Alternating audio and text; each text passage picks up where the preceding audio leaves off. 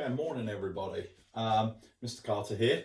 For those of you who still don't know me, possibly some year sevens, I'm head of year eight, um, doing this week's assembly. Now, in case you haven't already, I highly recommend you watch last week's assembly with Miss Oxley, all about mental health, lots of little tips in there, lots of little bits of advice, as well as some things that certain staff have been doing to look after their own mental health. So if you haven't watched last week's assembly, I highly recommend you do.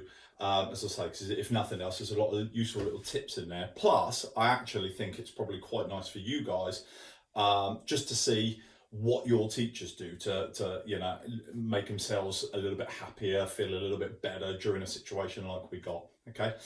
All right, if you did watch last week, you will have noticed that Miss Oxley's used all sorts of different technology stuff because she's really good at that.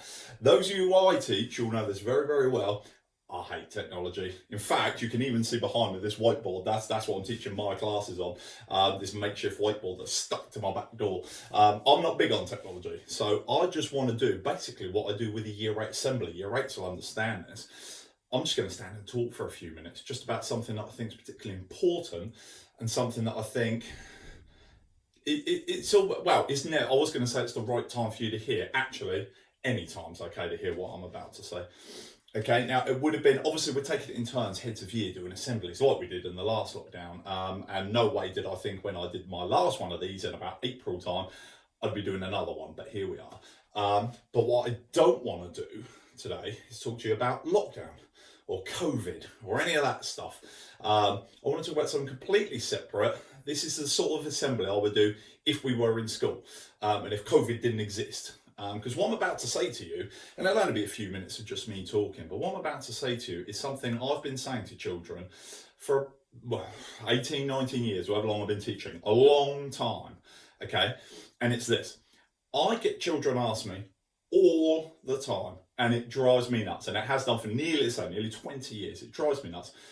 Why do I need to learn this? Well, I'm a maths teacher, so I know you guys watching at home have said it, and I'm sure your parents, if they're watching with you, they've probably said it too at some point. Why do I need to learn this? When am I going to use this? And it drives me nuts, because actually, there's two reasons, and they're both very important. The first reason you learn all the things you learn in school, whether it be a maths lesson, going over algebra and you're sat there going, when am I ever going to use this? Or whether it's in drama and you're putting on a performance and you hate performing, you're going, when am I ever going to use this?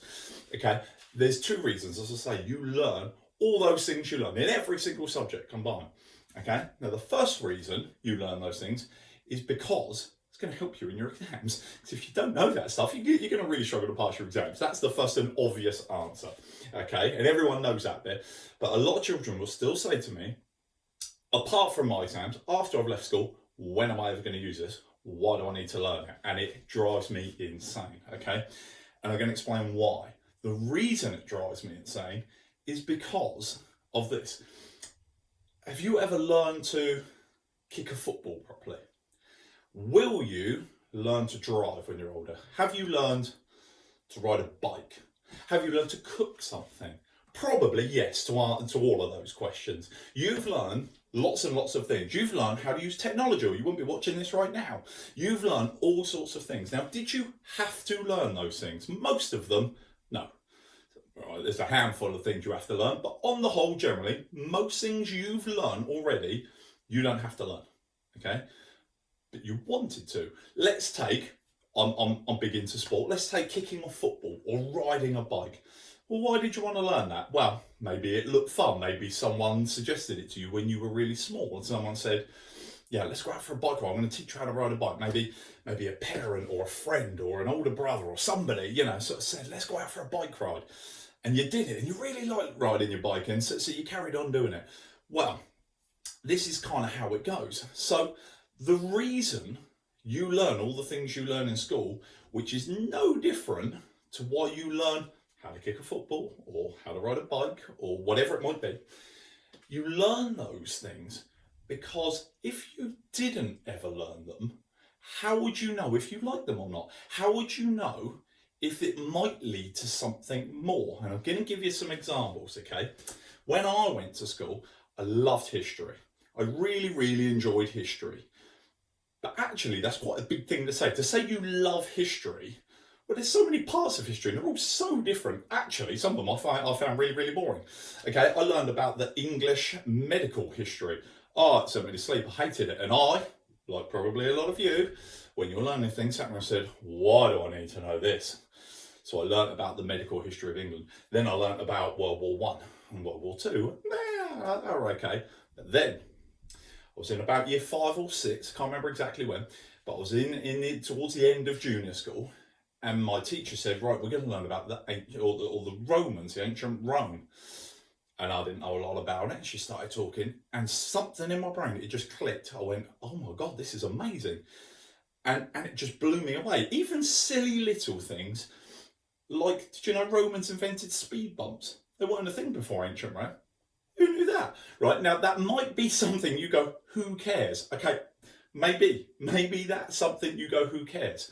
But that's just one tiny example, something that caught my imagination. I went, this is really, really interesting. And guess what? Years later, now as an old man who actually finally enjoys reading, because I didn't as a kid, look at this. This is on my collection, on my bookshelf, along with maybe 20 other books on ancient Rome, because I found something that I liked, that I became passionate about, and that inspired me to want to learn more. Yeah? And that's why. Now, did I need to know that after school? Absolutely not. I'm a maths teacher. Don't need to know about ancient Rome. It's irrelevant. But did it give me something I love? Absolutely. Yes, it did. From that lesson, from that day of being introduced to ancient Rome, I've gone deliberately to Pompeii twice. I've gone to the Roman Colosseum. I've read all these books. I've watched all these films. I mean, if you're old enough and you've seen movies like Gladiator, that's a great movie anyway, but when you've got a passion for ancient Rome, it can blow your mind, and you can be sat there going, this is unreal, because I've got this passion for something I learned in school. Now, I come back to the original question, how am I sat there in history as a year 5, 6, 7 student going, when am I ever going to need this? I didn't need it. I haven't needed that. I've learned about ancient Rome, and I did not need to for my life. However, by doing it, by going through, medicine didn't really work for me, it was okay. World War One and Two, it was okay. But by finding something I loved that was given to me, presented to me by my teacher, I found something that I just loved and have carried through with me for the rest of my life, and will continue to do so. And that's just one example. I want to give you some other examples. My favourite uncle was a huge boxing fan. And he said to me when I was younger, he said, I'll take you to boxing, we'll go watch some fights and stuff like this. And I thought, okay, I'll do that. And he would start talking to me about this guy, this boxer called Muhammad Ali. And he would show me videos. Back then, they were actual videos as well, cassettes on that old, not DVDs. And he would show me videos of Muhammad Ali boxing, and it was unbelievable. Blew me away. The talent of this man was unbelievable. But then what really got my attention, because I was into boxing anyway, but what really got my attention was when my uncle started telling me about what Muhammad Ali did. Now, I'm not going to get into it, I'm not going to bore you with that. But what he did really inspired me. And I went, wow. And I learned just from having that conversation and then going on and finding out a bit more myself about Muhammad Ali, that standing up for yourself and believing in your principles and your morals count for so much. And I know it sounds really cheesy and silly, because you can learn that from anywhere. Well, stand up for yourself. But when you see someone do it at that kind of level, if you look into Muhammad Ali and you find out quite what he did and how kind he was, and how much he was a man of principle and what he believed in. And it inspired me. You can probably actually tell by the way I'm talking about it. Oh, and guess what? I started reading all these books about Muhammad Ali. I've actually got 2 more up on the shelf, but 2 more. And then from that, I learned that he had a couple of huge fights against this really tough guy, Joe Frazier. And I learned about Joe Frazier, and I went, well, this guy sounds pretty interesting too. Oh, and guess what? We learned about Smoking Joe Frazier. It goes on and on. You can see, did I need to learn about Muhammad Ali as a boxer? Absolutely not. Did I need to learn about Muhammad Ali as a man? Absolutely not. Don't need it. To go back to that question that I asked about 7 or 8 minutes ago, why do I need to learn this? I didn't. But by looking at it and learning about it, there were tons of things that went by, I didn't care about, whatever. But you might find something while you're learning, whether it be in school or having a conversation with somebody or watching something on TV, where you go, "Well, that's interesting." And then suddenly here you are, like me, 30, 40 years later, going, "Oh my God, I still love that thing." Yeah. And you will be introduced to new things. But what I'm trying to say is, when children say, "Why do I need to learn this?" Because you might not, but you just might find something you love and be inspired. And there, I'm telling you now, there's not many feelings like there is when you find something or someone that inspires you to do what they did, even to be like them, to find out what they did and how they did it. And then you start thinking, well, could I do that? How, or at least, could I do a part of that? And I'm going to give you another example. Hopefully, I'm filming this today on Thursday, so it's going to appear tomorrow on the channel, on the YouTube channel. Hopefully, some of you realise that Donald Trump's not president anymore. And I say this sarcastically. Mrs. New, I was going to say she loves him. Yeah, I can't even joke about it. She's not keen, a bit like myself, on Donald. But he's gone, and you probably saw, hopefully, that Joe Biden's come in as president. Now, you might be thinking, what's this got to do with anything? It's the exact same thing. So I remember a few years ago, I was never into politics as a kid, bored me. But as I got older, I started to see things on TV. I'm not just talking about in school, I'm just watching things on TV now as an adult, and I'm watching Barack Obama, and I'm going, this guy's pretty good. He's I think he knows what he's talking about. I think he wants to genuinely help people in America. So I started to pay more attention and learn more. Obviously, Michelle Obama, his wife, I've just finished reading this. If you've read this book, you'll understand what I'm talking about. It is so inspirational. Now, I've got 2 little girls. For someone who is a female or is raising females, this book will blow you away. This is a woman that grew up on a poor south side of Chicago and eventually ended up as the First Lady of the United States and has done so much good to help so many people. Now, am I sat there going, I want to do that? Well, no, I don't want to be the First Lady of the United States, and I don't think it's very likely either. But my point is, it inspired me to care more, to give more, to help more.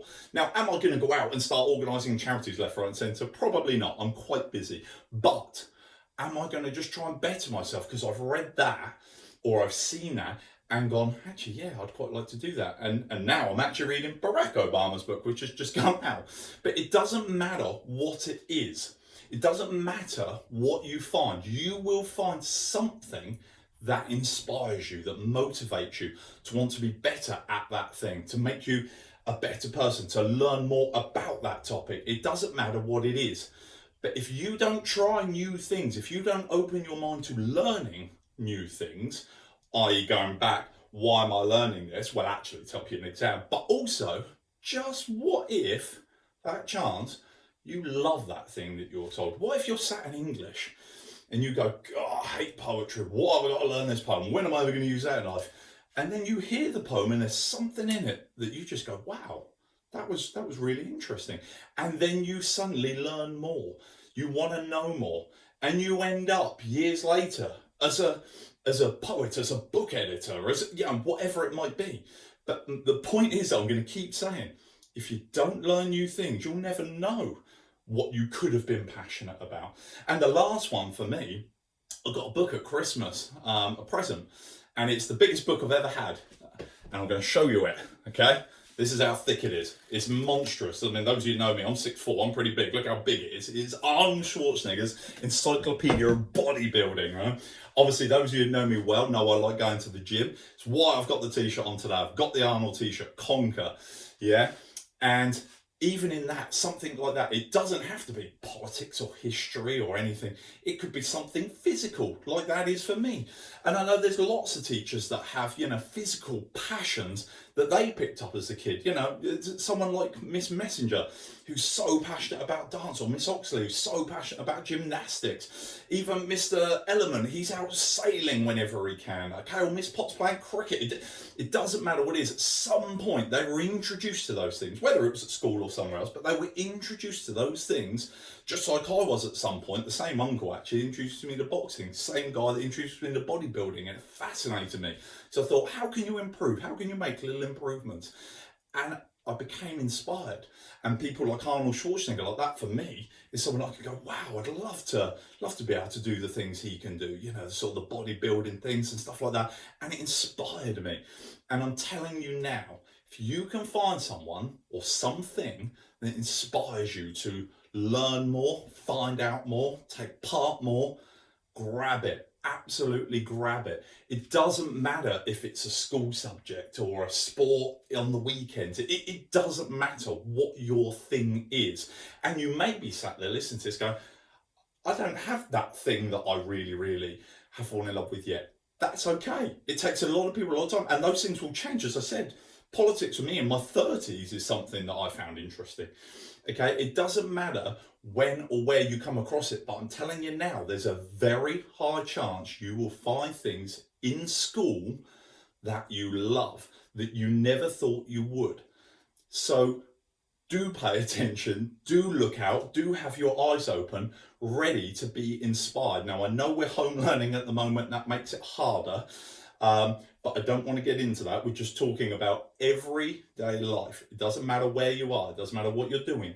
Keep your eyes open to look for inspiration, because if you can find inspiration and you can be inspired, it's something that you can carry with you for life that you can love. And that's obviously just a great, great thing. So I'm going to stop there because I know I've kept you busy for now over 15 minutes. Everybody stay safe. Obviously, I've deliberately not talked about COVID, and I'm not going to start now. I'm just going to say stay safe, keep working. We're getting absolutely mountains of outstanding work coming in. Obviously, as a head of year, I get to see certain things, and not just for my year group, but for all year groups. And us heads of year are regularly talking, and we're finding so many kids are doing so much amazing work with so much amazing support from home. So make sure you thank whoever's at home and helping you, because that's important. And just keep working hard, keep staying safe, and hopefully we'll all be together again at some point soon. Okay, take care.